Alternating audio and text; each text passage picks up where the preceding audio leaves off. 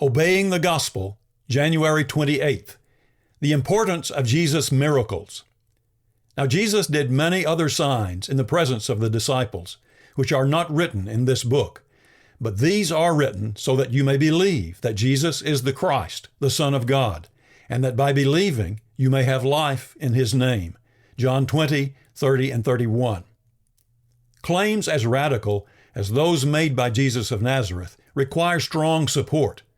No one should be expected to believe them without sufficient evidence. So Peter began his argument that Jesus was the Messiah by saying to a crowd in Jerusalem not long after Jesus' crucifixion, "Men of Israel, hear these words. Jesus of Nazareth, a man attested to you by God with mighty works and wonders and signs that God did through him in your midst, as you yourselves know." Acts 2:22.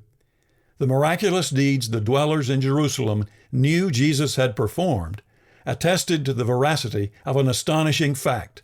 Jesus really was who he claimed to be. The Apostle John said he wrote about Jesus' miracles so that you may believe.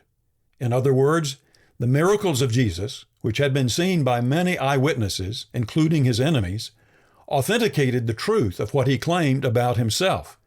That is why the miracles were called signs. As observable events, they signified the truth of Jesus' identity as the Christ, the Son of God. And yes, it is important that the eyewitnesses were not just Jesus' friends. After Jesus raised Lazarus from the dead, the chief priests and the Pharisees gathered the council and said, "What are we to do? For this man performs many signs. If we let him go on like this, everyone will believe in him, and the Romans will come and take away both our place and our nation." John 11:47 and 48. The simple truth is, there is no historical reason to reject the miracles of Jesus.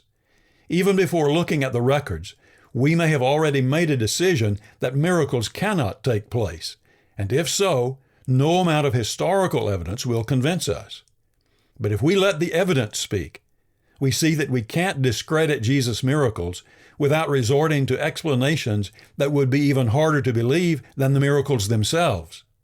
And that is where faith begins, with a willingness to trust what the evidence tells us. As Samuel Shoemaker said, eternal life does not begin with death, it begins with faith. In the words of John Bailey, faith does not mean believing without evidence.